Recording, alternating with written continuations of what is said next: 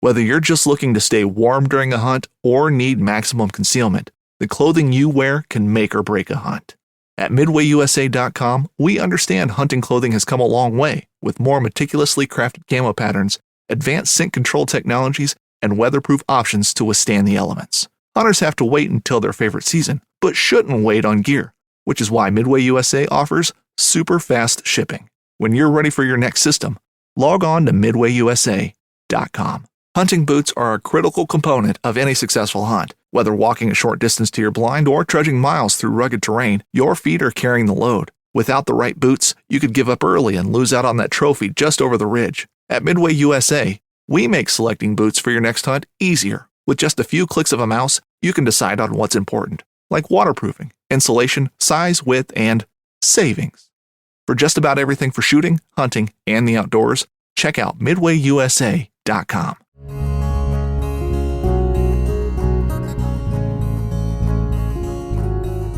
Welcome to the Casting Across Fly Fishing Podcast. I'm Matthew of CastingAcross.com, where I explore the quarry and culture of fly fishing. This episode of the podcast is being recorded outside of the normal studio, which is north of Boston, Massachusetts, and is being recorded in the suburbs of Washington, D.C. And so consequently, you may hear sounds, not necessarily sounds that have to do with Washington, D.C., but sounds that have to do with the 10 children that are in this house, or maybe the 5 dogs, or the dog that is at my foot enjoying a bone. But that's just the ambiance that's going to be guiding you through the next 20 minutes or so where we're talking about high temperature and trout. Well, I am on a vacation/family trip, and that's why I'm thinking about trout and high temperatures, because it is warm here in Virginia. It is don't stand outside warm. And it gets this way. I mean, I lived in Virginia for a number of years, and this is just normal August weather. And actually, it's not that bad. My watch says it's 90 degrees right now, but I was out putting air in my tires on the blacktop a few minutes ago, and it felt a lot hotter than 90 degrees. And so I have not been fishing for trout. I have got 3 wonderful trout fly rods in the back of my car. I have boxes and boxes of trout flies. I have little boys that are excited about going to fish for trout, but we have not done it because it has been so warm. Now, I'll talk about in a minute how we could have gone fishing for trout, but we have spent our time chasing bass and bluegill and other warm water fish because they are much more tolerant of these high temperatures. But today we're going to be talking about what happens when it gets hot out and why trout, if you're a trout angler, need to be something that you take into consideration as that thermometer climbs higher and higher. So you probably know, I hope you know, that trout don't do well in hot weather. I mean, I don't think you've ever caught a trout in that subdivision pond if you live somewhere in the south where you catch lots and lots of bluegill. I don't think you've caught trout in that slow brown river where you just see carp that are chasing after dragonflies and sunbathing themselves. You don't catch trout in places where there's only frogs and turtles. And the temperature has something to do with that. But there's actually a greater and deeper reason why you don't find trout in those places, and consequently why you need to be cognizant of warmer weather and why you shouldn't be fishing for trout under certain circumstances. I think it's also important to note that this doesn't mean no fishing for trout in hot weather. Sometimes things get overgeneralized, and I can appreciate why people do that. There's the kind of Pharisaic tendency to draw a wall that is around the kernel of truth. The kernel of truth is trout don't do great in hot weather, but there's plenty of times where trout are doing perfectly fine. I'm thinking of some spring creeks. They're only about an hour from where I'm sitting right now, and the trout will be doing great there even if the weather gets over 100 degrees and there's not a breeze to be found. The reason for that is that water is coming from underground, and it is coming in a very, very cold and oxygenated format. And that is the key. So although trout aren't going to like really, really warm water, more often than not, the first factor that you run into when you get to warm weather has less to do with the temperature of the water and more to do with the fact that warmer water carries less dissolved oxygen. All right. Less to do with the fact the water is warm, more to do with the fact that warm water carries less dissolved oxygen. So you're very familiar with the fact that trout don't breathe air like you and me. Hopefully you're aware of that. But what trout do is that they let water pass through in their mouth and through their gills, and their gills have a biological mechanism by which they trap all manner of things, including the dissolved oxygen that is in the water, and this is how they are able to respirate. Now, when water gets warmer, it is less able to hang on to things like oxygen. Why is that? Because molecules, as water heats up, they move faster. So think about a microwave.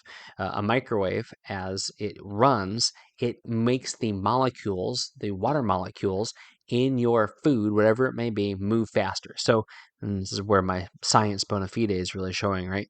When you flip that over, and as things warm up on their own outside, then those molecules are going to move faster, and they are less likely to hold on to those dissolved oxygen molecules, or excuse me, those oxygen atoms. And so they push them up and out, and they dissolve. They dissolve into the air. They evaporate into the air, and they're not in the water. So there's less oxygen for those fish to get. So not only are they getting stressed because of the increased temperature of the water, they are to a greater degree getting stressed because they can't breathe. There's no oxygen in that water. Different fish have different capacities to do this. So something like a carp, for example, or a snakehead, they have a much greater ability to thrive in lower oxygen settings. And so we often think, oh, they can handle really muddy water. Well, that's true, but to a degree. They're really the benchmark for understanding where a fish can operate. It has to do with oxygen. The temperature is almost a secondary, but certainly a corollary aspect to consider. Now, fish are going to have differences even from species to species. Brown trout are going to have a higher ability to tolerate temperatures in kind of the mid to high 60s. Now, I want to be very, very clear here. Don't take this as gospel truth. So say something like 66 to be clear, because a lot of places you go online will say, once that water temperature hits 67 or 68 degrees, stop fishing. You may see fish feeding, you may see fish moving, you may see fish rising, but don't fish for those fish. And so I don't want to kind of contradict that, because again, not an environmental biologist, not even a fisheries biologist, just a guy who talks about fish a lot on the internet. But so say 66 degrees is a place where brown trout are totally fine. You drop down to like that 63 degree range, even lower, maybe around 60, and that's where rainbow trout are optimally feeding. Lower than that, even almost down to 50 degrees, is where you're going to find char. Now that is a gross overgeneralization to say it's 55, 60, 65. But if it's easier to kind of have a ballpark in your mind, think about brown trout at 65, rainbow trout at 60, char like brook trout at 55. Now, those fish, all three general species and families, I should say, are going to feed at all sorts of different temperatures. But those are kind of rule of thumb, optimal ways to think about those fish. Now, once again, this has to do with dissolved oxygen. There are ways to offset that temperature with dissolved oxygen. So the most apparent one has to do with the fact that you may get water that is having dissolved oxygen introduced to it because it is moving very rapidly. Now, this is not going to be significant enough where if that thermometer says 70 degrees, but there's bubbly white water because of a waterfall, then you're totally fine to fish for trout. So to say it another way, just because you see a turbid area upstream or you see rapids upstream, if your little thermometer is telling you it's in the high 60s, it's probably still going to be a bad idea to fish for those fish.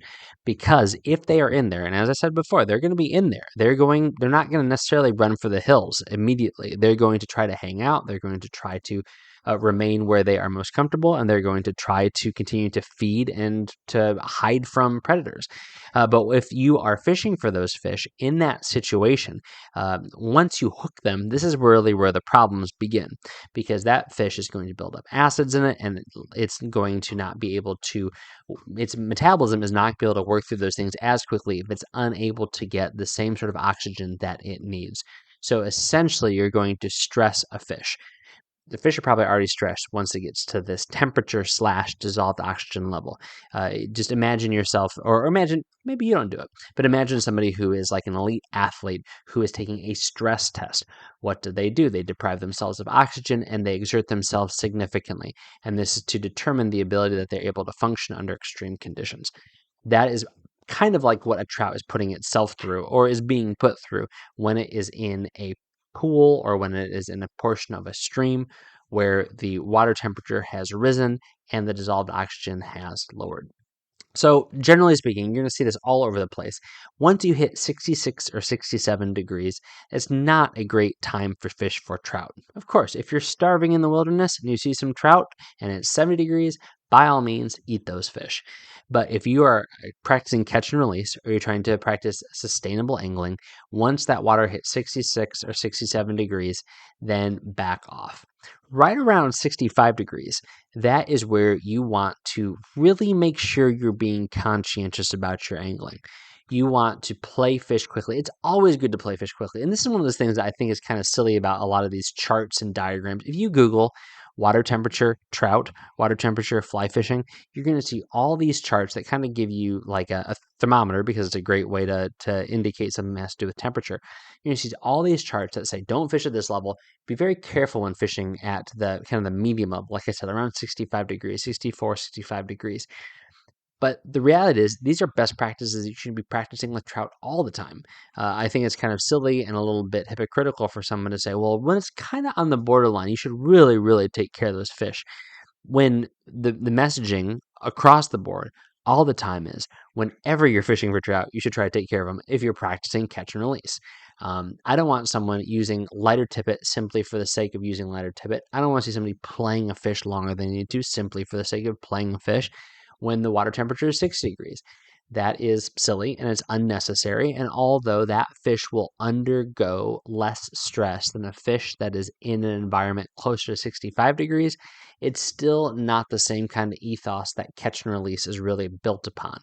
So all that to say, you want to be a little more conscientious around that 65 degree mark. And then when you get below that, kind of 64, 63, kind of your normal trout fishing situations, that's when you are happy to just kind of do whatever you want to do. But again, with the understanding that you're supposed to be an ethical angler, be taking care of those fish. So what happens in this time of year? So you think about a freestone stream. So again, I mentioned earlier spring creeks. Spring creeks, where that water comes straight out of the aquifer and up, boils up into a meadow or a similar environment, and that water just flows on through. And that water is cold and it has significant dissolved oxygen because it's cold, and probably because that water is moving at a decent clip. Even if it's only meandering along, it's got a few things going for it. First and foremost, it's coming from underground, so it's being forced through underground channels and caverns with lots of spring seeps, and that introduces dissolved oxygen because of the way it's moving. Secondly, it's cold. Right. Thirdly, there's often a lot of plant life, and so that increases that load of dissolved oxygen in that water. You also have tailwaters. Tailwaters, particularly if they're bottom release tailwaters, are going to introduce a significant amount of dissolved oxygen as that water goes to the turbines and comes flying out the bottom of that dam. And that water is also very cold coming from the bottom of a dam, if it's a bottom release dam. Even dams that have top release, then that water tumbling over that dam is going to involve a lot more dissolved oxygen being introduced into the water. So these are your exceptions. I would say even high mountain streams, same thing. If you really, really want to fish for trout in the middle of the summer, go to a high mountain stream. There's usually going to be canopy. There's usually going to be, that water is going to be coming quickly from the source in the freestone situation, from the springs, and it's going to have a higher level of dissolved oxygen, and it's going to maintain some thermal integrity for a good clip after it gets to the point where it's fishable.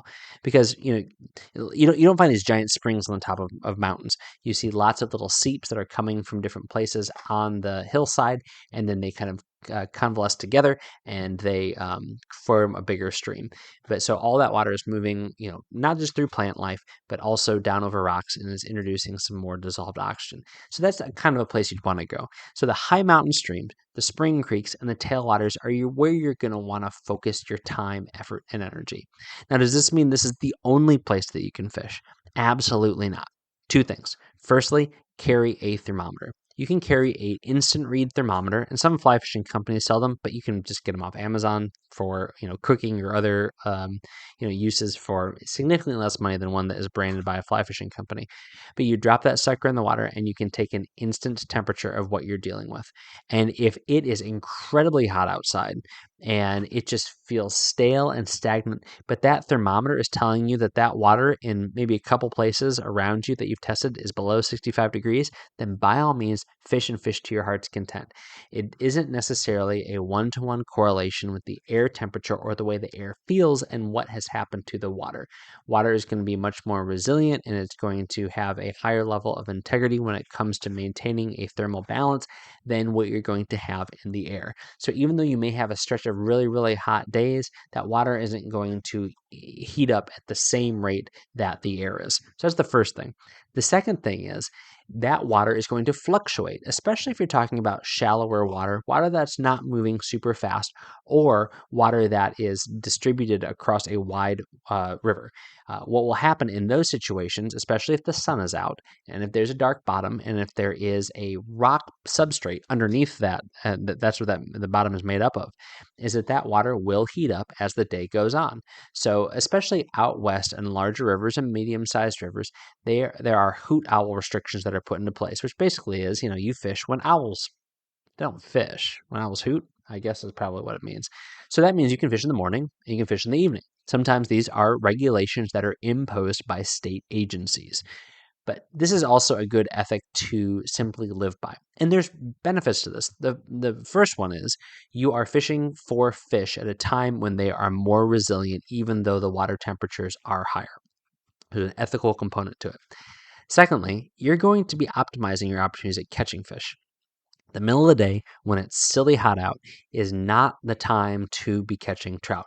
They're not going to want to chase your flies. They're not going to want to move significantly. They're certainly not going to want to rise at any sort of consistent level. So you are actually doing yourself a favor. This is when you can take a nap. This is when you can throw on a popper and go fish for bluegill and bass. And really, this is what it comes down to. And a lot of folks will just say this, when the weather gets really hot and the water temperature gets really hot, and those two things have a connection, but they aren't, again, intrinsically related everywhere you fish. This is the time to go fish for bass and bluegill and carp. Now, remember, these are still fish, and they all have their specific tolerances when it comes to temperature and dissolved oxygen. So it doesn't mean you get carte blanche to fish for these fish, that they're completely impenetrable to difficult environmental circumstances, and they're impervious to very, very hot weather. It just means that they have higher tolerances, so they are oftentimes a good alternative when you fish for trout, usually. So these are a few things to think about, and hopefully this has been helpful. There's a lot of scientific data that goes into understanding these things, and I would encourage you to read it, because I think one of the things that is most dangerous and disingenuous by conservation organizations and even by fly fishing companies is when they say, when it's over this temperature out, you should maybe think about fishing for other fish or go and do something completely different, when there's plenty of exceptions. So although that is a good generality, that's a good thing to think about kind of on a broad brush level, it's not really true. What's true is fish have specific environmental factors that they need when it comes to not just living, but thriving. And you may find workarounds. It may have to do with spring seeps. It may have to do with the tailwater. It may have to do with significant foliage cover. But it is something to be aware of, that to be a conscientious angler, understanding water temperature and understanding how that has a direct relationship to the dissolved oxygen in the water. And both of those things come together to talk about how stressed a fish is and how much the mortality of a fish may be exacerbated, or the potential for mortality of fish may be exacerbated if you not even just catch the fish, but fish for that fish. I think every one of us is cast to a trout, and that trout is agitated by the fact that fly is there. Sometimes that fish will go after that fly because it's agitated. Sometimes it'll just act really funny. And even doing that is the kind of thing that is going to kind of push trout to the brink. Now, we're talking here about kind of a razor's edge that fish live on. But we have to remember that they are a lot more hardy than we give them credit for. Trout are not these, fainting violets. They are not these fish that as soon as the temperature rises a degree, as soon as they're caught and released, as soon as, something happens to their pool, they're going to go belly up and die. Sometimes we paint them in that light. They are very, very hardy. And although it's been a pretty warm stretch the last few years, we've had warm stretches like this in ages past, and the trout have persisted. They are very, very hardy. They are very they're survivors. Even though they live in cold and clean environments, they are able to put up with and deal with not super cold, not super clean environments for a prolonged period of time. I guess the issue is that we just don't, make that worse by fishing for them when they are trying to hang on in those margin times that they always have to deal with, especially in places that are kind of on the edge of their territory or have been compromised because of factors such as development or pollution or things like that.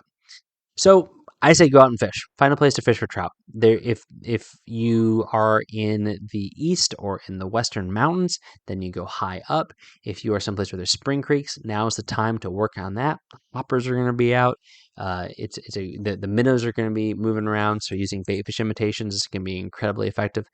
But if you fish somewhere where you're talking about put and take streams, then that's not the kind of fish you want to be fishing for anyway. Go out and really work on your smallmouth bass game. Work on your carp game.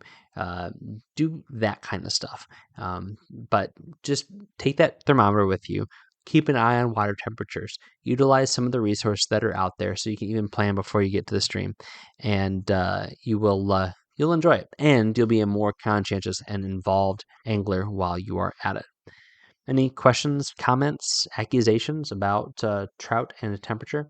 Let me know, Matthew@castingacross.com. And again, you Google this and you're going to find information that is more in-depth and more wide-ranging than I've talked about in these last 20 minutes. And if it's something that you have more questions about, you can email me, but you could also do some research for yourself. And I think that you'll probably find your answers relatively quickly. This week on castingacross.com, the first article is called Ed, a Flea, and Me Part 4. So this is the conclusion of a 4-part story. Let's not say saga, that seems awfully intense, but a 4-part story about a new fly rod I got. It's an Ed Shank custom rod from the 1960s, the early 1960s, and I was able to go and catch a fish with it. And so I talk about that story a little bit here on the 4th edition or the 4th installment of Ed, a Flea, and Me. Wednesday's article is called Vacation Check. So I'm on vacation. I like to record the podcast not a bank of them. So I brought my microphone and my computer on vacation. I'm recording it right now. But I talk a little bit about why vacation is good and some of the benefits of vacation and why you might want a vacation yourself. But that there's also something more and something deeper than just a sporadic vacation here and there. There's opportunities for rest every week, and we've been made to rest every week. This week's recommendation on the podcast is the Vitavoo Inversion Sling. The Vitavoo Inversion Sling. So I've talked about Vitavoo packs before on the podcast, but I want to talk about the Inversion Sling today because it is quickly become my favorite of the Vitavoo packs. And the reason for that is, first and foremost, it uses water-resistant zippers. You can't say waterproof because waterproof means that you could put a piece of paper in this thing, you could submerge it at 100 feet and smush it around, and it wouldn't even have one water drop on it. And so no company wants to throw waterproof on a product. But this is water-resistant because of the materials that it uses, especially if you happen to choose their ballistic nylon, but also because of the zippers that are used. But so this is a great pack that I use in the saltwater because I am not the tallest person in the world. I'm 5'7.5" on a good day. But it's also the pack that I like to bring with me in the canoe and on the boat because it is water resistant, and it also because just its shape, it fits on a canoe seat very, very well. It fits in a kayak storage area very, very well. And it can tolerate water dripping on it from your paddle moving or from fish falling on it and things like that. And so it is a great pack to wear on your back, but it's a great pack to wear on your back as you walk to your boat, and then you throw it at your feet or throw it on the seat in front of you. So it's a great pack. I've used it for, 4 years, 5 years now, in all sorts of situations, and it is quickly becoming the pack I go to the most. It is great to throw 3 or 4 fly boxes in. It's great to throw 1 fly box and a lunch in. It's great to throw a couple of Plano boxes full of, lures if you are using conventional gear. So the inversion sling pack from Vitavoo, it can be customized left hand or right hand. The strap can be adjusted based upon your height. You can all sorts of colors to choose from, multiple materials. But for the purposes of what I'm talking about, it's being used for, I would absolutely recommend the ballistic nylon. It's a little bit more rigid of material, but it is a waterproof material itself. And I'll put a link to the Vitavoo inversion sling on the show notes for this podcast page over at castingacross.com. Thanks for listening to the Casting Across Fly Fishing Podcast. Please subscribe on your favorite podcast app and rate the podcast on iTunes. Then head over to castingacross.com for 3 posts a week on the people, places, and things that go into the pursuit of fish.